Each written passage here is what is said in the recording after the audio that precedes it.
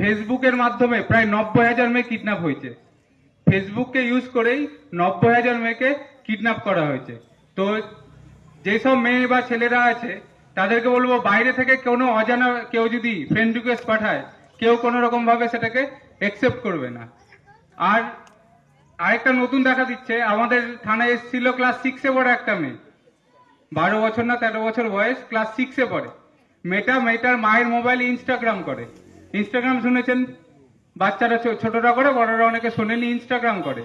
মেয়েটাকে একটা অ্যাকাউন্ট থেকে ফ্রেন্ড রিকোয়েস্ট এসছে, নাম বান্ধবীর নাম করে একটা রিকোয়েস্ট এসছে, বন্ধু এসছে। এবার সেটাকে কি করেছে, একসেপ্ট করেছে, যে আমার বান্ধবী তো আমাকে ফ্রেন্ড রিকোয়েস্ট পাঠিয়েছে, আমি এটা একসেপ্ট করি। দিয়ে বান্ধবীর সাথে কথা বলছে, দিয়ে কিছুক্ষণ পর ভিডিও কল করেছে। তো মেয়েটা ভিডিও কল ধরেছে, যে বান্ধবী আমাকে ভিডিও কল করছে, আমি ভিডিও কলটা ধরি। যখনই ভিডিও কলটা করেছে, আমি যদি ভিডিও কল ধরি, আমার এদিকে আমার মুখ, অন্যদিকে কার মুখ থাকবে, অন্যজনের মুখ। সেদিকে কি দেখা গেছে, একটা ছেলে উলঙ্গ অবস্থায় দাঁড়িয়ে আছে। সেটাকে কি করেছে, 10 সেকেন্ডের জন্য সেই স্ক্রিন রেকর্ড করে নিয়েছে, দিয়ে সেটাকে ফেসবুকে ছাড়ছে। দিয়ে মেয়ের মা বাবার কাছে দাবি করছে, এটা আমি আবার ছেড়ে দেবো, আরো ভাইরাল করব, যদি আমাকে 20,000 বা 30,000 টাকা না দেন। তো বাচ্চাদের হাতে বলে না যে মোবাইল দিতে হয় না, তো কিছু কারণের জন্য বলছি বাচ্চারা এগুলো বোঝে না। ক্লাস 6-এ পড়ে আমি কি বুঝবো, অতটা বোঝার ক্ষমতা নেই। যে 10 সেকেন্ডে যদি ভিডিও হয়ে যায়, মুখটা যদি এদিকে থাকে, অন্যদিকে যদি কোনো একটা বাজে ছবি থাকে, সেটাতে সবারই সম্মানহানি হয়, সে ছোট হোক বা বড়।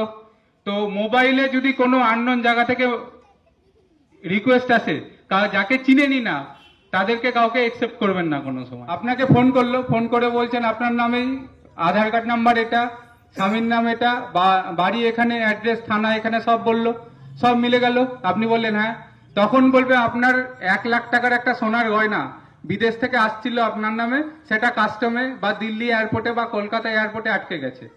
তখন আপনি ভাববেন বা একটা সোনার গয়না পাওয়া যাবে, বা একটা 5 লাখ টাকার কোনো গিফট পাওয়া যাবে, খুশি হয়ে গেলেন। দিয়ে বললেন ঠিক আছে নিব, আমি কি করব?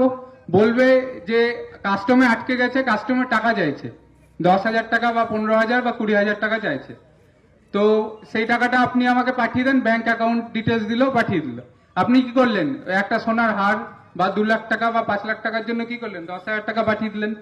আবার কিছুক্ষণ পরে ফোন করে বলবে রাস্তায় আসছিল, ট্রাফিকে আটকেছে, রাস্তায় আসছিল, সিআইডি আটকেছে, এরকম চলতেই থাকবে। এরকম করে করে রানীনগরের একজন মহিলা টোটাল লোন করে, বন্ধন থেকে লোন করে, বিভিন্ন জায়গা থেকে লোন করে টোটাল 7 লাখ টাকা দিয়েছেন।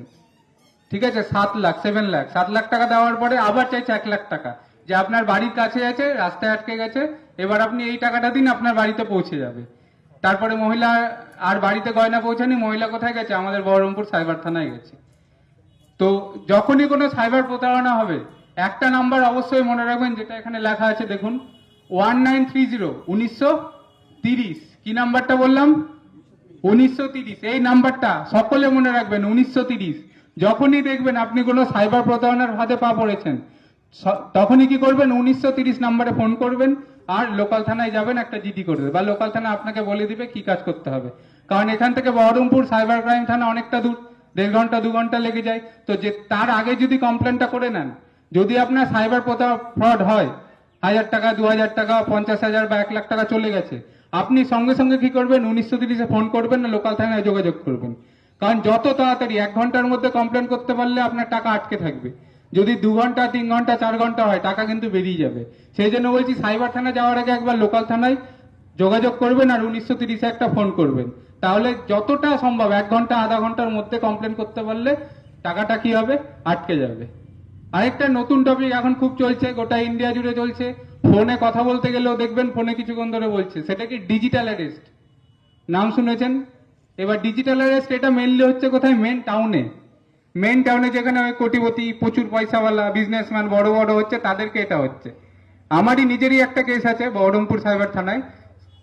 একজন স্কুল টিচার, রিটায়ার্ড হয়েছে জাস্ট, ওনাকে ফোন করেছে, ফোন করে বলছে আপনার আধার নাম্বার এটা, আপনার ফোন নাম্বার এটা, আপনার 15টা ব্যাংক অ্যাকাউন্ট আছে। বলেছে হ্যাঁ, ওই ব্যক্তির 15টা ব্যাংক অ্যাকাউন্ট আছে। উনি আমাকে লিস্ট এনে দেখাচ্ছেন যে ওনার 15টা ব্যাংক অ্যাকাউন্ট। আমি লোককে জিজ্ঞেস করছি এত ব্যাংক অ্যাকাউন্ট কি কারণে। এবার ফোন করে বলছেন আমি দিল্লি সাইবার ক্রাইম থেকে বলছি, আপনার যে 15টা অ্যাকাউন্ট আছে এগুলো তো সব ব্ল্যাক মানি আছে। 15টা অ্যাকাউন্টে প্রায় 1.5 কোটি টাকা ছিল ওই লোকের। ঠিক আছে, এবার বলছে আপনার এগুলো ব্ল্যাক মানি। বলছে না, আমি সব ইনকাম করেছি, রিটায়ারমেন্টের পরেই টাকাগুলো পেয়েছি। তো বলছে ঠিক আছে, আপনি এই টাকাগুলো আমাদেরকে পাঠিয়ে দেন, আমরা তাহলে কিছুক্ষণ পরে আপনার কেসটা সব মিটিয়ে দিচ্ছি, টাকা নিয়ে দিয়ে আপনাকে পুরো টাকাটা ফেরত দিয়ে দিচ্ছি। এবার এই যে কথাবার্তাগুলো চলছে এগুলো সব হবে ভিডিও কলে, আপনার সামনে ধরে রাখবে, ইউনিফর্ম পরে থাকবে, আমার বা স্যারদের মতো যা ইউনিফর্ম দেখতে পাচ্ছেন সেম ইউনিফর্ম পরে থাকবে। পুলিশ কখনো আপনাদেরকে কাউকে ভিডিও কল করেছে থানা থেকে যে আপনি একটু থানায় দেখা করে যান, বা আপনাকে এটা অ্যারেস্ট ওয়ারেন্ট পাঠানো হচ্ছে, কোনো সময় ভিডিও কল করেছে? কোনোদিনও করেনি। কারো এসছে কি এখানে ভিডিও কল থানা থেকে? কোনোদিনও আসেনি। তাহলে দিল্লির সাইবার থানা বা কলকাতার সাইবার থানা বা অন্য কোনো ডিপার্টমেন্টের টাইম থাকবে না আপনাকে ফোন করার ভিডিও কল করে, কিন্তু এক্ষেত্রে কি করবে, আপনাদেরকে ভিডিও কল করবে। ভিডিও কলে আপনাকে সবসময় রাখবে, ভিডিও কল কাটতে দিবে না। ওই যে কথা বললাম স্কুল মাস্টার মশাই রিটায়ার্ড আর তার ওয়াইফ দুজনকে প্রায় 4 দিন ধরে ভিডিও কলের মাধ্যমে অ্যারেস্ট ছিল। তারা যখন ঘুমাতেও গেছিল ওদের সামনে মোবাইলটা চার্জে দিয়ে দাঁড় করানো ছিল, যে ওরা ঘুমাচ্ছে সেটাও দেখবেন। ওই মহিলাও সরকারি একজন কর্মচারী, মহিলা যখন অফিসে গেছিল ব্যাগের মধ্যে পার্সের ভিতরে মোবাইল সেটা চলছিল, মোবাইল কোনো সময় কাটতে দিত না তাদেরকে। দিয়ে এইভাবে অ্যারেস্ট করার 4 দিনের মাথায় প্রথমে 24 লাখ, তারপর 44 লাখ, তারপরে 26 লাখ টাকা দিয়েছে। টোটাল 90 লাখ টাকা দেওয়ার পরেও ভিডিও কলে কথা বলছে। দিয়ে সেই মুহূর্তে আমাদের সাইবার থানায় দৌড়ে এসছে, দিয়ে আমাকে বলছে স্যার এই যে পুলিশ থেকে থানা থেকে ফোন করছে। আমি দেখছি হ্যাঁ ইউনিফর্ম পরে একজন আছে, সঙ্গে সঙ্গে সেটা কেটে দিয়েছি, তারপরে সেটা কেস হয়েছে।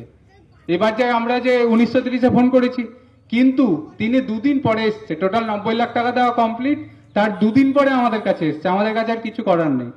এবার সেটা কেস তদন্ত চলছে, তারপর সেটা টাইমের সাথে কি হবে সেটা দেখা যাবে।